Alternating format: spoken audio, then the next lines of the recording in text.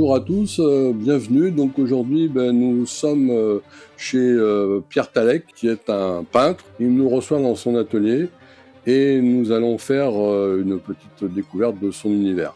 Donc bonjour Pierre, Bonjour, merci de nous recevoir.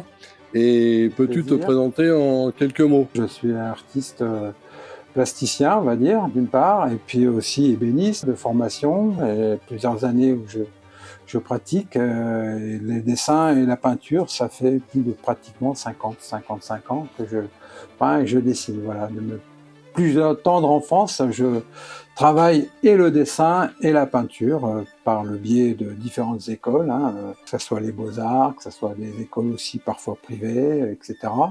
Donc c'est un long cheminement avec des étapes, comme un escalier qu'on gravit petit à petit. On progresse et je crois que la motivation principale, c'est tout le temps une espèce de recherche permanente de la forme, de la couleur, à travers ce qu'on veut exprimer. Après, ce qu'on veut exprimer, c'est peut-être un peu plus compliqué de l'expliquer personnellement, parce que ça relève un petit peu d'une certaine conscience personnelle. Je pense que j'essaye de trouver un axe visuel et plastique qui m'est propre, mais ça met beaucoup de temps. Il a fallu des années, voire des décennies, pour sortir des sentiers battus et de trouver sa voie propre. C'est peut-être ça le plus difficile dans l'art plastique d'une manière générale, dans l'expression plastique, on va dire. Une longue expérience. Voilà. Ça aide. Voilà. Ça aide. Parce qu'en fait, on a jeté un petit coup d'œil avant de faire l'interview dans l'atelier. Donc, par la suite, en fin de vidéo, comme d'habitude, je vous rappelle qu'il faut bien aller jusqu'à la fin de la vidéo parce que nous présentons quelques-unes des œuvres. Ça permet d'avoir un aperçu. Et donc, effectivement, on est dans un atelier qui est très, très chargé, qui a une histoire, que ce soit la peinture, l'ébénisterie, etc. Mais donc, ma première question, mais comment s'est passée ta découverte de l'art? Ça remonte évidemment il y a longtemps. Ma prime jeunesse, Voilà. Je sais pas, 10-11 ans, ma mère peignait, donc j'ai découvert sa boîte de peinture à l'huile. À l'époque, c'était une époque où les femmes dans les écoles de femmes, on va dire, peignaient. C'était une activité qu'elles avaient. Et j'ai trouvé ça extraordinaire parce que c'est une expression qu'on a, un sentiment de liberté, de poser des couleurs et puis travailler avec un dessin, de trouver quelque chose. Finalement, c'est une expression comme une autre, comme certains qui écrivent. Voilà. Et là, j'ai remarqué, c'est beaucoup de modèles vivants, tu peins. Le paysage, non, pas Alors, trop. j'ai fait beaucoup j'ai fait beaucoup de paysages, et même paysages sur le vif, toujours, parce que je considère que ça soit un paysage ou à l'image de Claude Monet qui peignait sur le vif, je crois qu'on a des histoires de lumière, de couleurs, etc., qui sont très fugaces. Et là, je travaillais sur des tout petits formats, en général sur le vif, donc en dehors, dans des conditions des fois précaires, avec des crayons de couleur, et ça me permettait de poser, en fait, en gros, l'ambiance générale du paysage. Alors, le paysage, c'est quelque chose aussi de très intéressant, parce que là, on a comme mode architectural, qui est très intéressant, avec des couleurs qui sont différentes. Alors pourquoi je suis revenu vers le modèle vivant? Parce que je pense qu'il y a quelque chose de plus, en fait, de plus fort, en fait, si vous voulez, une espèce de captation d'un certain état d'esprit de la personne qui pose. Ça change plus, alors qu'un paysage, voilà. on peut revenir presque d'une saison sur une autre, on a le même paysage, sauf s'il y a une construction qui est venue tout gâcher. C'est ça, puis il faut reconnaître que ça fait plus de 2000 ans qu'on fait du modèle vivant. Les Grecs, les Romains, avant nous, ont fait du modèle vivant. Après, je pense que la posture humaine me plaît beaucoup. En fait, je crois que cette captation, à l'instar des danseurs, tu vois, je pense que les danseurs, ils expriment quelque chose et dans leur mouvement, parce que c'est que du mouvement, il y a toute une expression presque écrite qui s'installe, quoi. Je trouve que donc ça rejoint ma prochaine question, où justement comment se passe ta journée par rapport à ça. Donc Mais par exemple, pour les modèles vivants, là, tu vas dans des ateliers ou c'est les modèles qui viennent te voir ou les deux? J'ai pas de modèles qui viennent me voir, mais je profite effectivement d'associations qui ont des modèles vivants qui sont là permanents et c'est généralement des sessions de 2 heures qui sont très intenses parce que ça peut être soit des croquis préparatoires à des grands tableaux, par exemple. Donc à ce moment-là, on va très très vite, on travaille sur des fois quelques minutes, voire un quart d'heure, voire 20 minutes sur chaque pose. Bon, c'est quand même assez rapide, surtout si on veut aller un peu dans le fond des choses. C'est quand même plein de détails, hein. Faut un coup de patte. Surtout, suivant le format, là j'ai des formats qui font quasiment 45-50 donc de format. Donc, il faut aller vite et il faut aller à l'essentiel. Et c'est l'intérêt du modèle vivant, en fait. Si vous voulez. Après, on peut faire des photos, effectivement, mais la photo nous donne toujours quelque chose d'intéressant, mais de figé, en fait.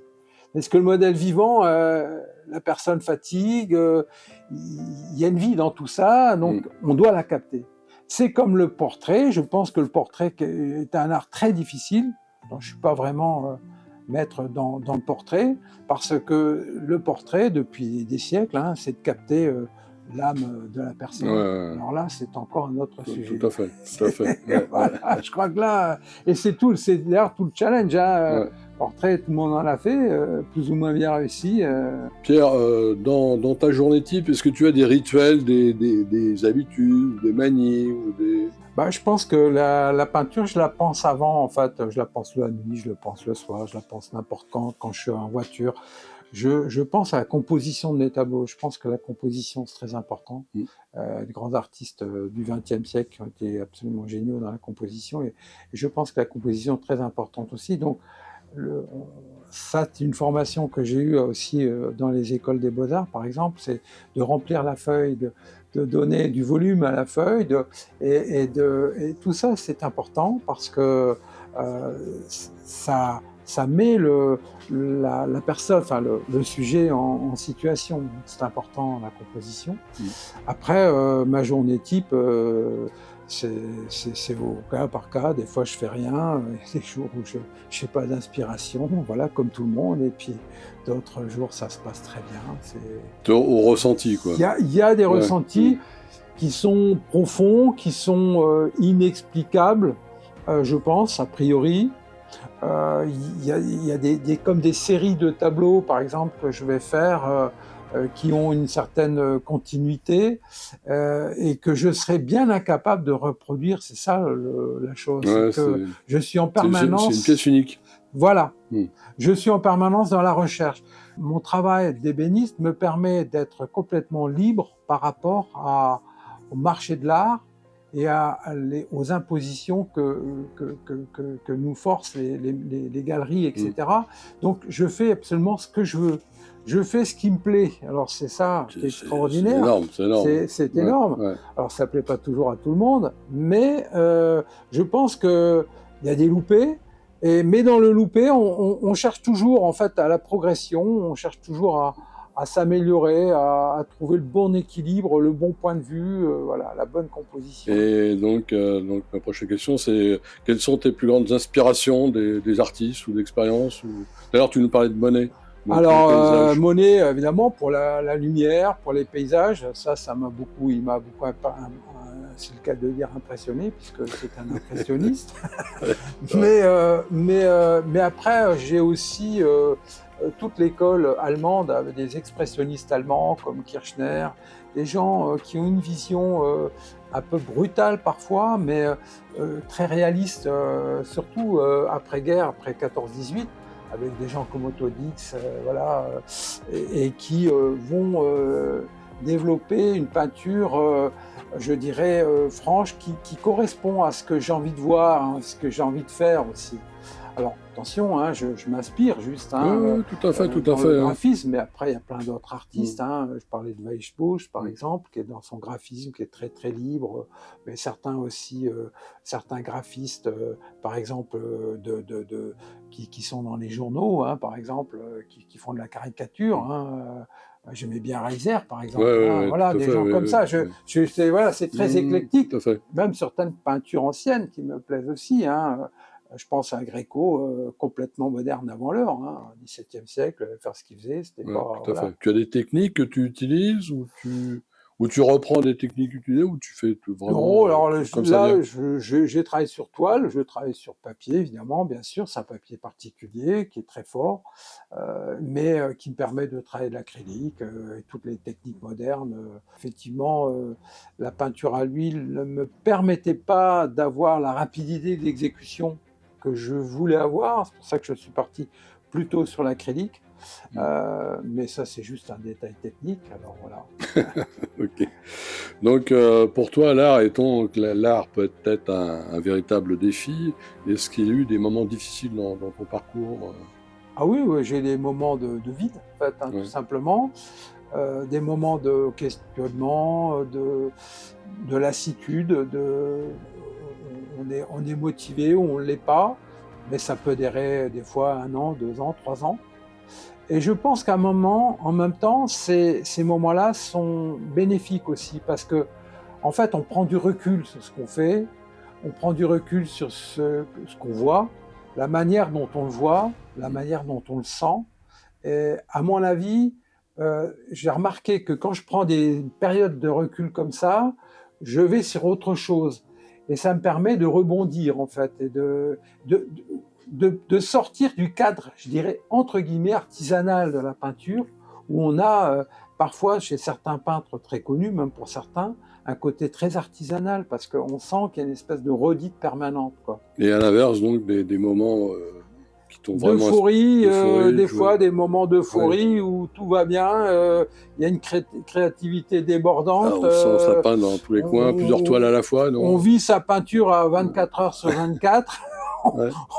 on est complètement dithyrambique dans la couleur, dans la manière de voir. Alors après, c'est tout aussi un contexte à la fois économique, familial, même je dirais climatique, hein, des fois. Ouais, tout à fait. Bah, c'est vrai que des Voilà, fois, la étant donné que nous morosité. sommes en Bretagne, hein, pour ceux qui ne le savent toujours pas, Voilà. on est à Brest. Ouais. Et donc, c'est vrai que des fois, ça reste longtemps gris. Bon, aujourd'hui, on a la chance, on a un magnifique soleil, ciel bleu. Hein. Et effectivement, c'est intéressant. Donc, ça répond à ma question en même temps. Donc, un projet, une œuvre qui Problématique t'a marqué ou... que j'ai fait Oui, réaliser, tout à fait, oui. que j'ai réalisé. Je pense qu'il y a des tableaux qui sont un peu des tableaux, je dirais, entre guillemets, charnières. Alors j'en ai plusieurs. Hein. J'ai vu on a vu dans l'atelier des très grands formats. Donc ils sont des très très grands formats. C'est assez impressionnant en couleur. 1,50 m par 1,50 m, ce sont des grands formats.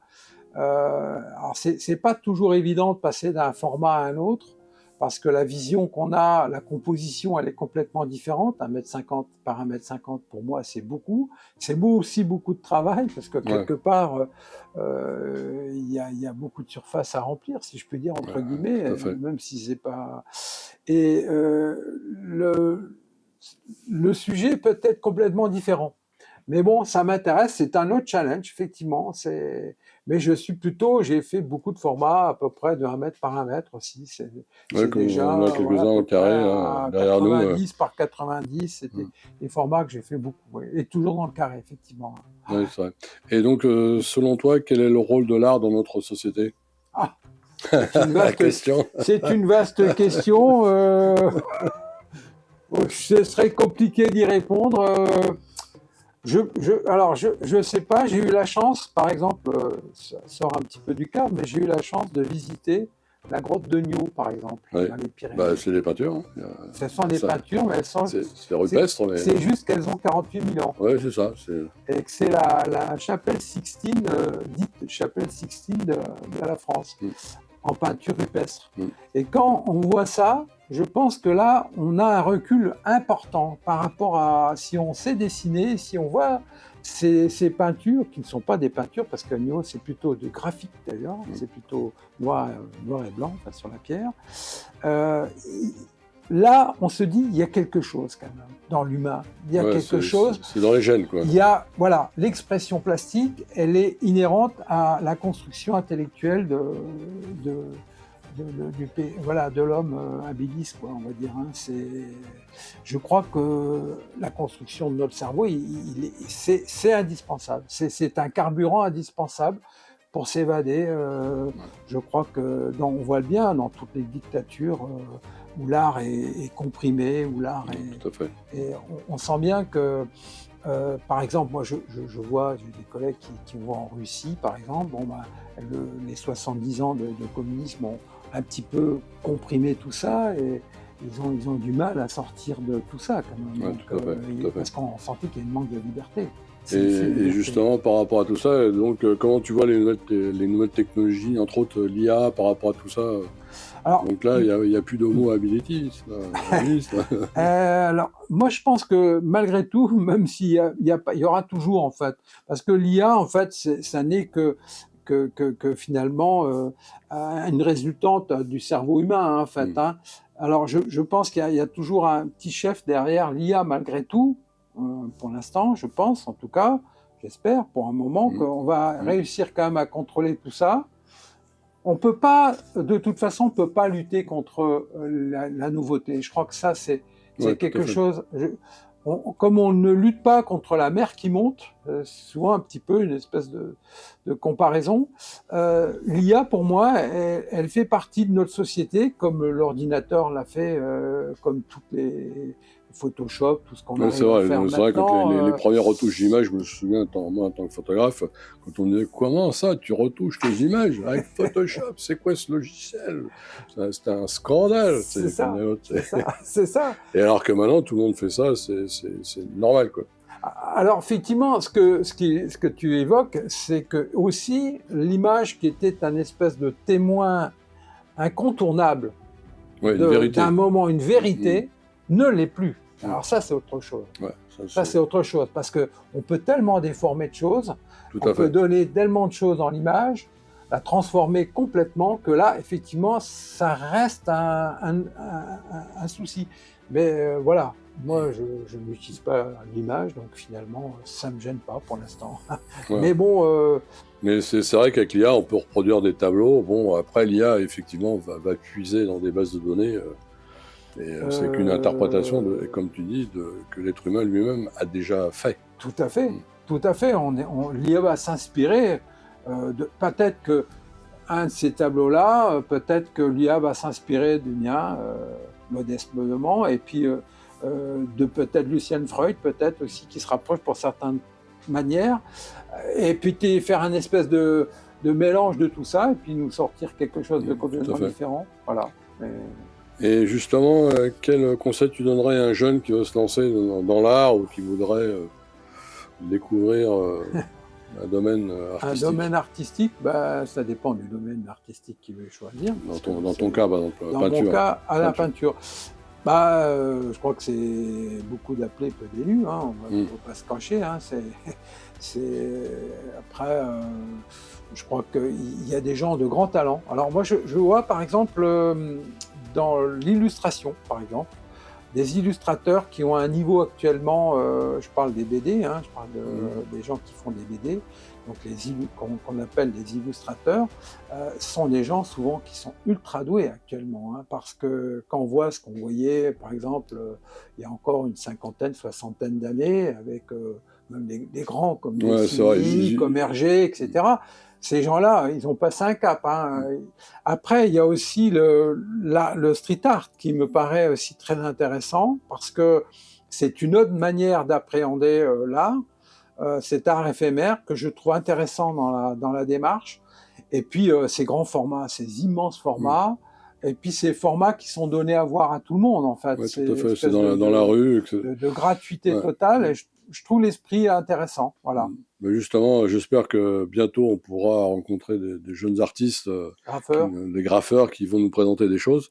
Donc voilà, donc ce qui m'amène à bientôt tu vas exposer à la Nouvelle Factory.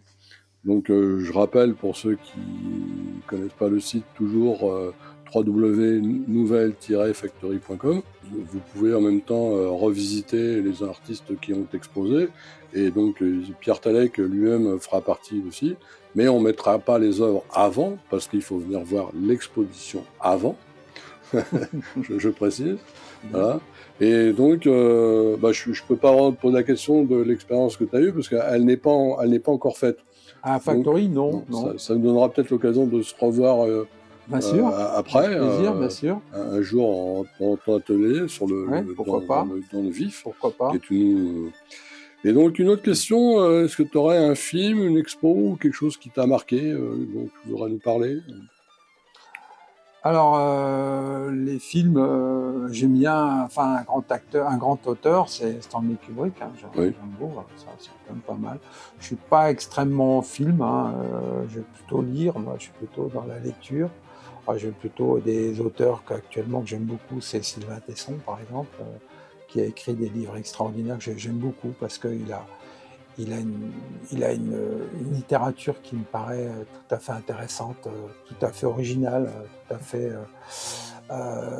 je dirais, cette espèce de grand navigateur, grand voyageur à travers le monde, puis qui a cette manière de décrire qui est un petit peu, je dirais même assez proche, par exemple, de gens comme Chateaubriand, des gens comme ça.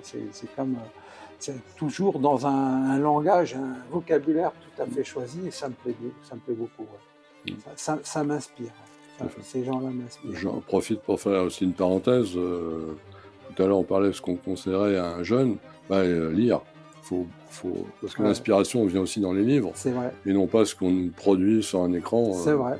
Voilà, donc ça serait un conseil. C'est vrai. Je donnerais même un conseil à des jeunes, c'est de lire Julien Gracq. Je pense à Julien Gracq, qui était un auteur, qui était professeur de littérature, notamment à Quimper, ici, et qui a écrit un livre qui est presque de la peinture. C'est incroyable la manière dont il décrit ces paysages. On voit des couleurs partout. On a l'impression qu'il a construit le paysage avec des touches de couleurs.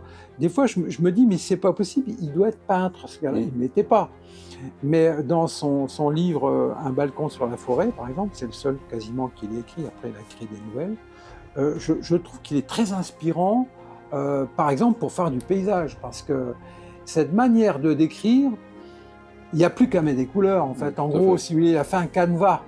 On remplit le canevas. En fait. C'est vrai qu'il y a des auteurs, quand on lit les livres, il y a des descriptions. Là, je suis en train de lire un livre qui raconte la vie de Léonard de Vinci. Oui. Et il y a un descriptif dans les personnages qui croisent, etc. On a l'impression d'être au XVe siècle. C'est impressionnant. Quoi. Ouais. Il y a des gens qui ont... Voilà, il parle de Michel-Ange pour ne pas le citer, on s'attend toujours, Michel-Ange, un bel homme, on va dire, alors que c'était un homme rabougri, haineux. Enfin, il était homosexuel, mais bon, ça c'est encore... Donc, pour terminer, merci Pierre de cet entretien. Donc, c'est vrai que ça passe toujours très très vite, mais c'est un plaisir donc, de t'avoir rencontré dans ton atelier, chez toi. Donc maintenant, j'invite les spectateurs surtout à venir à la nouvelle exposition à la Nouvelle Factory, donc, qui va démarrer donc, le 13 mars 2026 jusqu'au 18 juin 2026. Voilà, donc vous avez pratiquement 3 mois pour venir voir l'exposition. Il n'y a pas de souci de parking, nous sommes proches du centre de Brest. Voilà, c'est gratuit, on vous attend. Donc merci à tous. Merci Pierre de cet entretien. Merci Sylvain. Merci. Voilà. À bientôt. À bientôt. Au revoir.